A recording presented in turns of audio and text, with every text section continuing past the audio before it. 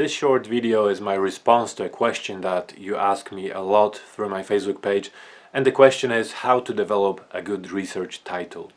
So not the research topic or idea, but the title itself. So a title for your research paper or dissertation or a PhD thesis. And I was a little bit surprised that I get this question so often. Not because I don't think it's an important question, but just because usually that's the last thing that you want to worry about, your title. And literally, that's what I mean. That's the last thing that you want to worry about, because usually you want to wait with the title until you have conducted your study. And this is not to say, of course, that it's not important to think about your title. Your title is absolutely crucial. Like anything online, like ranking your videos on YouTube or ranking your page on Google search, the title needs to be full of important keywords that will help others find your study. And this is in fact the main advice that I want to give you. You need to make sure that the title that you choose really represents what your study is about, what you did in your study, as well as any other relevant or important information. So for example, let's imagine that you're conducting a study of interactive whiteboards in a classroom. So what exactly are you studying? This will be important for your title. Are you studying the impact of the use of interactive whiteboards on the students' learning, for example? If so, then this is what will appear in your title. So it will say investigating the impact of interactive whiteboards on students' learning, or simply the impact of interactive whiteboards on students' learning.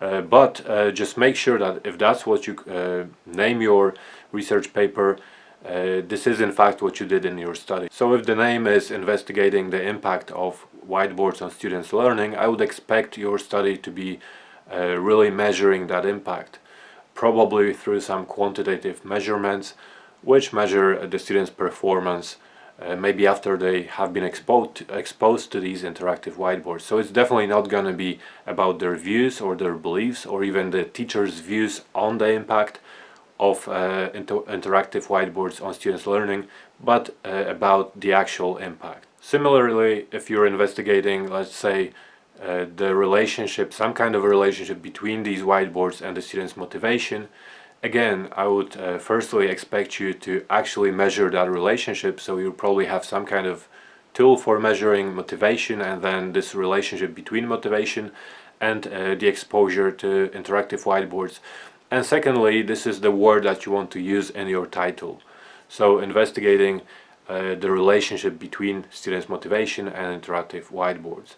And finally, if you're thinking about the students' views or beliefs, of course the title will express that as well. So it will reflect the main aim of the study, and it will be probably something like investigating the students' beliefs about the use of interactive whiteboards in a classroom. Then in addition to that, you may want to add any other relevant and important information. So for example, information about the context, so investigating the students' views about whiteboards in Spanish high schools, or perhaps the students' nationality, so investigating the French students' views of interactive whiteboards. So anything that you believe is important.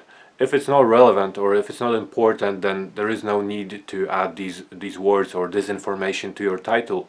But if this is in fact what makes your study stand out or makes your study different from other studies, then I would suggest that you add this information to your title. So this is the main advice that I wanted to give you. You just have to be sure that your title really conveys a lot of information about your study, a lot of relevant and important information. And finally, if you really want to make your title stand out or a little bit more catchy, especially if you have investigating people's views or attitudes towards something, my suggestion is to pick an interesting quote from your data, a quote that needs to reflect the general trend or the main finding of your study, and add it in front of your title. So for example, if you found that your students really hate the use of interactive whiteboards in a classroom, you may call your paper, of course if you have this kind of a quote in your data, "I just hate this crap," investigating the views of the students' views of interactive whiteboards in a classroom. Or you may call it "That's the best thing that ever happened to me," investigating the teacher's views on interactive whiteboards. So you get my point. So you basically want to pick an interesting quote, and also a quote that reflects, in a way, reflects your finding or the main trend in your data, and then you just put it in front of the rest of the title. So this is the advice that I wanted to give you in terms of developing your research title. So the most important part, of course, is to make sure that it specifically reflects as much important information about your study as possible.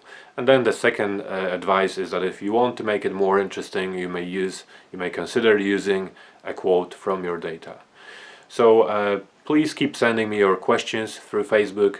I'll try to respond to these questions. I always do, either through private messages or by posting them on my Facebook page or by recording videos here. And finally, if you're new to this channel, consider subscribing. I post a lot of videos that aim to help you develop research that will make an impact. And if you like this content, please like the video, as it will help the video be found on YouTube.